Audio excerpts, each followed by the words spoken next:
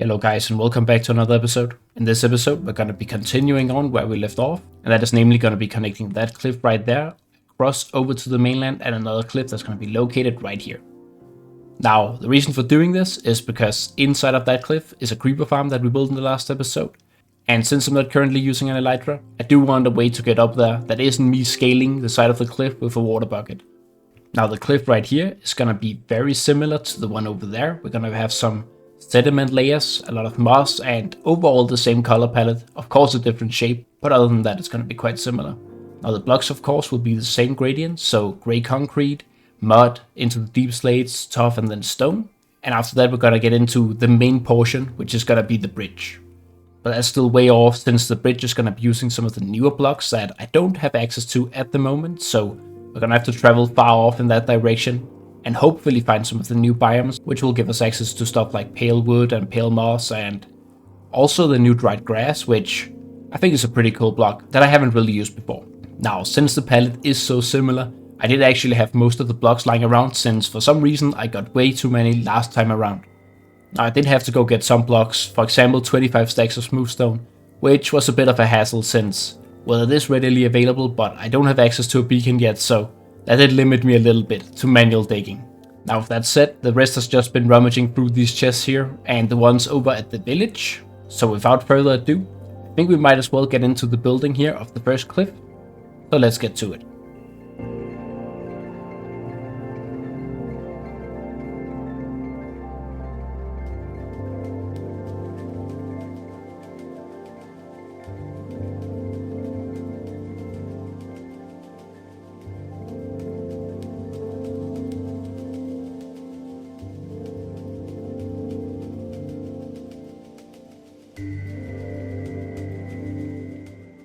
Alright, so the second cliff is built, and before we address the cliffhanger, we're gonna take a look at the cliff here. So as mentioned, we've continued with the striation marks and a lot of moss along the sides, and I've also sort of linked it up to the road here, so that it's possible to travel along the road that we've laid out, and up the side of the cliff, that wraps around like this, and all the way to the top. And just before the top, we have these doors here, so that we can build something on the inside, so we have an entrance made for that. Because this overhang here was sort of a natural byproduct of me designing the cliff. And I thought it was too good of an opportunity to let pass by. Now along the top, it's quite similar to the other one, and well, that is also on purpose. Not only is it easier to design two things which look very similar, but the idea is also that sort of they might have drifted apart or something over the many thousands of years. Sort of like the two cliffs which are at the Strait of Gibraltar on either side of the water, where they sort of once were one cliff, a mountain, and well, then they sort of drifted apart and broke up and whatnot, so bit of a sad relationship. Now with that real world lore out of the way, let's use the Freecam here to take a closer look. And as you can see, it's quite similar. A bit less moss here along the waterfront as well, to sort of suggest that the spray of the ocean and the salt water that brings ensures that not too much can grow. But other than that, there aren't too many unique features about this one, other than the entrance right here. And well, the fact that we can walk up and down easily, so that the world is more connected, which was the goal. Now as it stands, we are almost prepared for the journey. I've emptied all the shulker boxes and I've brought some iron so that we can make a lot of shears for the dry grass and the pale moss and things like that. But I think pale moss requires a hoe. But anyway, we've got some materials prepared. There's just one thing missing, and that's probably a new pair of pants here, since they are almost broken, and they aren't really all that good either. So we're gonna go enchant a new set of pants, since, well, we do have 38 levels. Alright, here we are, under the tree. I should maybe add some roots and maybe have like a bigger hole this way, so that's like roots in the ceiling or something. But I mean, it's also very makeshift and very temporary, so maybe it's not necessary to put too much effort into this. That's just the right amount for some pants. Do I have some lapis as well? I do. Nice. Let's craft them up. And hopefully we get something good.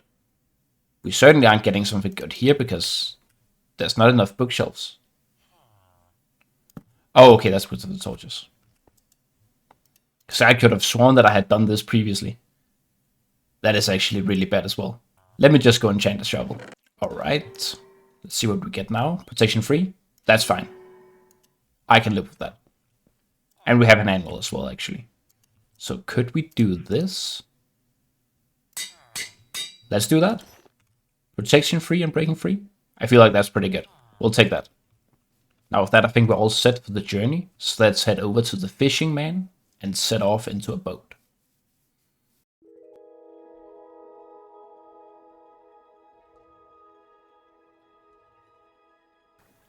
Now, as I mentioned, there are a few things that we need to get for the build today, and that's dry grass, pale wood, some pale wood saplings as well, and the pale moss.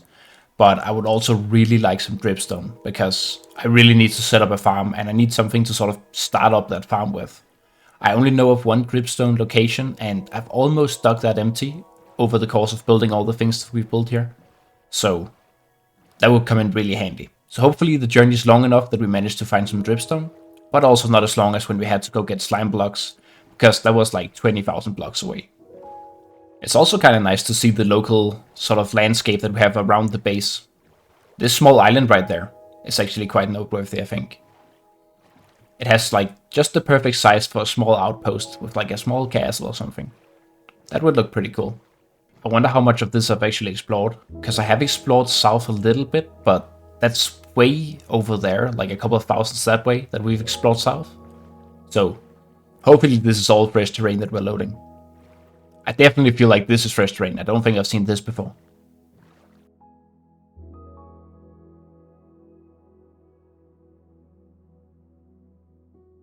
Wait, is that a shipwreck stuck in the iceberg? That's so cool. What? I didn't know they could do that.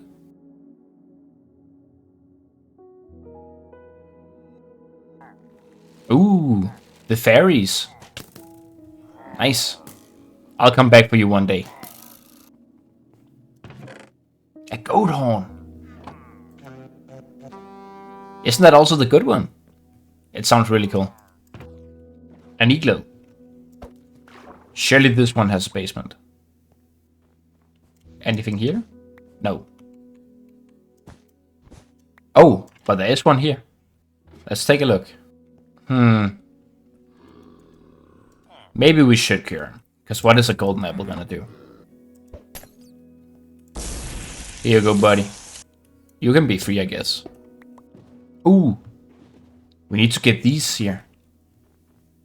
Glow bushes, I think they're called. Firefly bush. Nice. I wonder whether we can farm them. I'm not sure, so we should probably just pick up all the ones we can find. Kinda cool with all the different types of pigs and chickens here. Looks like he has a pretty slick haircut, actually. A nice slick back. Ooh, there we go.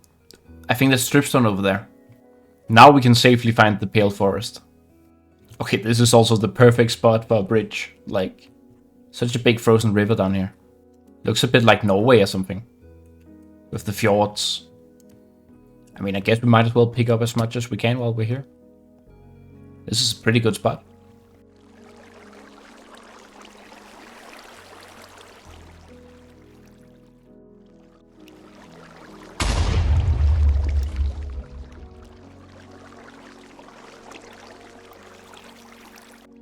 Alright, there we go. That's about a shulker box of the pointed dripstone and the dripstone block, so I feel like that'll tidy us over. For the near future, at least. But this is a massive system. Like, it goes so far in each direction. It's crazy. At least we have a good location to get more, if we need it. What are you guys doing here? Are you following me because I stole your horn? But that also means that one of the things is ticked off the list. So now it's just the pale moss and the pale wood and the saplings and the dried grass. Speaking of dried grass, those were in mesas and deserts, right? I feel like that's the polar opposite of where we're at the moment.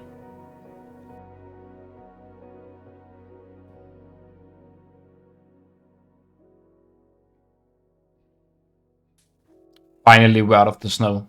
What's it been? Like 10,000 blocks or so. Wow. I was hoping that this journey wasn't going to be that long, but it might turn out to be even longer than the slime one. Ooh, a beehive. We actually need to get these as well while we're out here.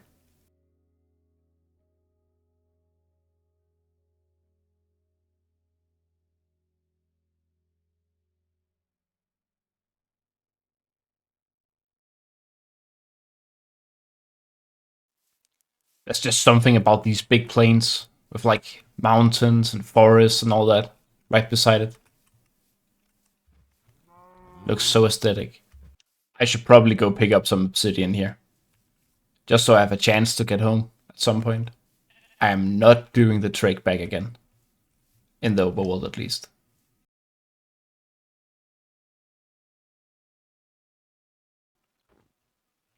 That's a pale forest. Right in the middle of these icy biomes. I didn't think they'd spawn here. And a portal home.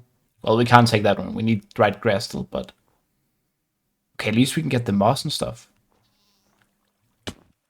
But it's really not that big. Hopefully we can farm it.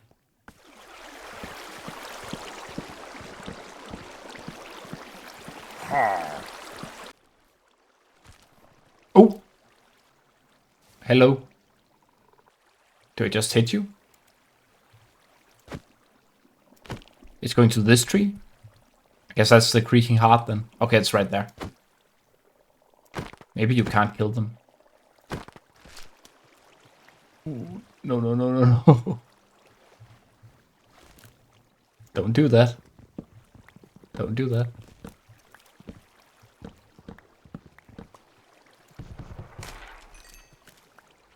Don't do that. Okay, that's it. He with it. Nice.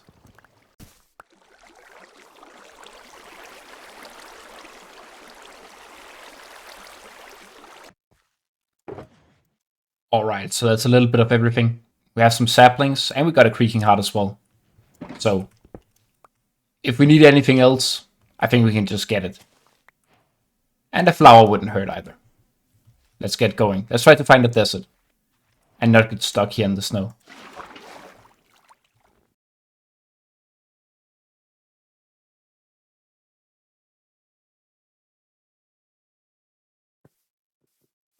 Oh, there we go. That's a desert. Nice. And it looks like it has the dried bushes.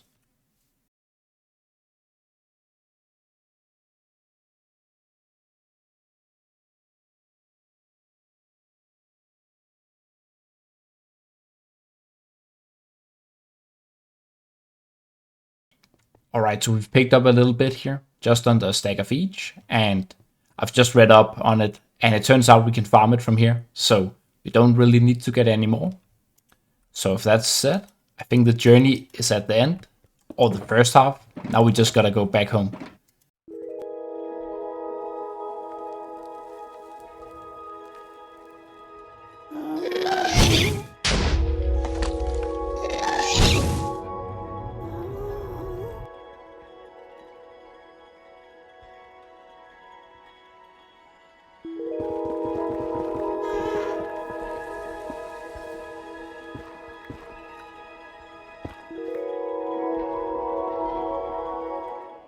Okay, we found it. That got really dicey.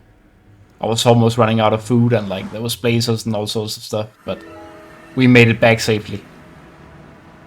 But I was a little spooked, honestly, like, whew, that was close. A little too close for comfort.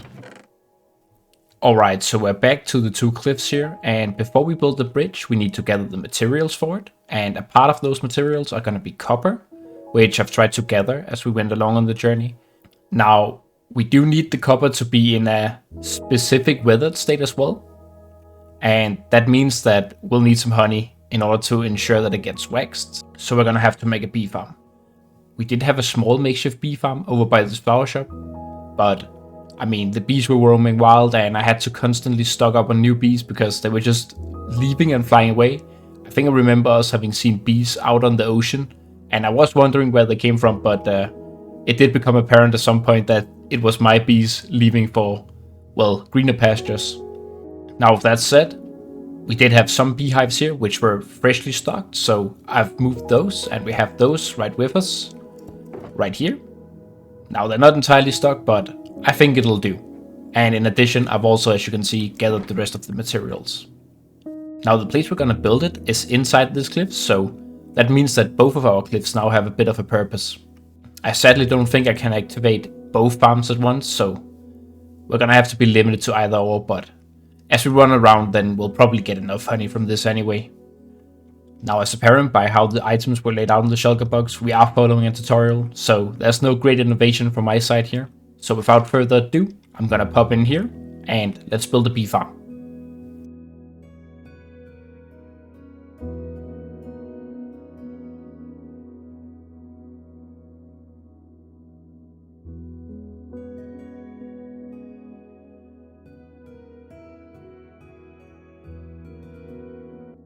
Alright, so the bee farm is all done, and it looks to be working. We already got 24, in addition to a little bit that we already had, so I think we already have more than enough, but we're also future-proofing a little bit, so it's all good.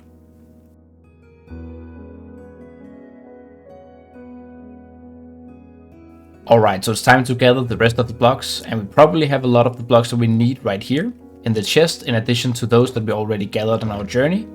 So there's probably going to be a lot of rummaging through these chests here, and a lot of crafting as well. But I'm also pretty sure that there's going to be blocks that we'll have to go out and get. So let's get to it.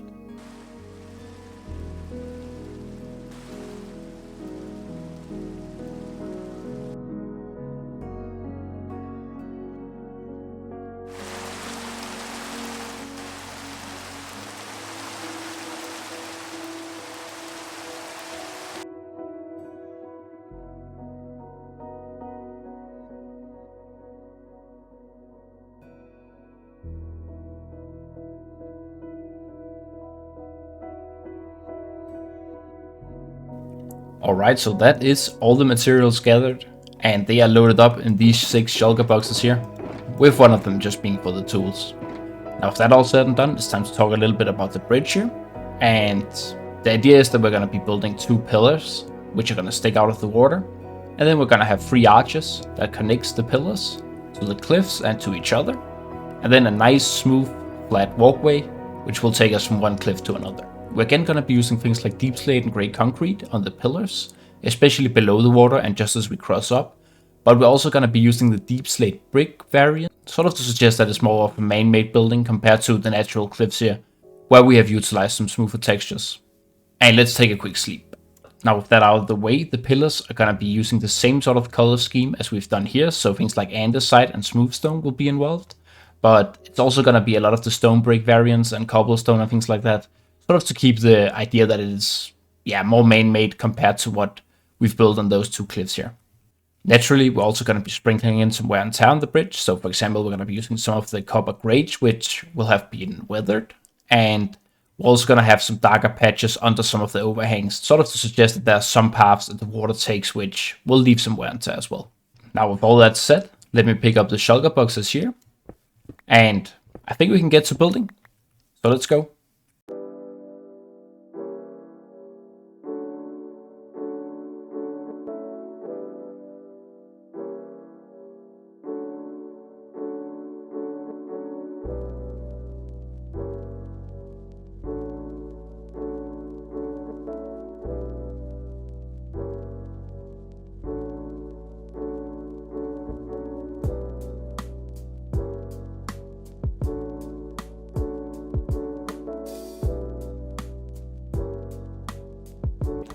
Alright, so the bridge is finished up and let's go take a look at it.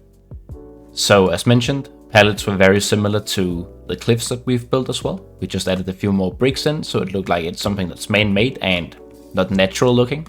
Other than that, it does have a little more of a gothic style compared to some of the other stuff we've built, with all these peaks and pointy edges all around. But I think it's turned out quite well. Additionally, we've also tried to give it a bit of an overgrown look, so that it looks like this is something that's been here for a long time, and it also adds to the fact that we've added in some weathered elements, like, for example, from water running in patches like these. But that does also beg the question as to whether this should be in a similar palette to the bridge, because if both of these structures, lore-wise, were built in the same time period, then they should probably also look a little more similar than they do right now. But on the other hand, I guess you could also make an argument that this was built before and has like crumbled more, as we can see, whereas the bridge is in a bit of a better condition. But in any case, I'm very happy with how this has turned out, and I think it's a good addition to the world. We will have some problems with sort of integrating this cliff here into the rest of the landscape, so I'll have to go into the think tank for that, but I'm sure we'll manage. Now, during the building of this bridge here, I did actually hear that the creepers were spawning and dropping down, so let's go take a look at how much gunpowder we have at the moment.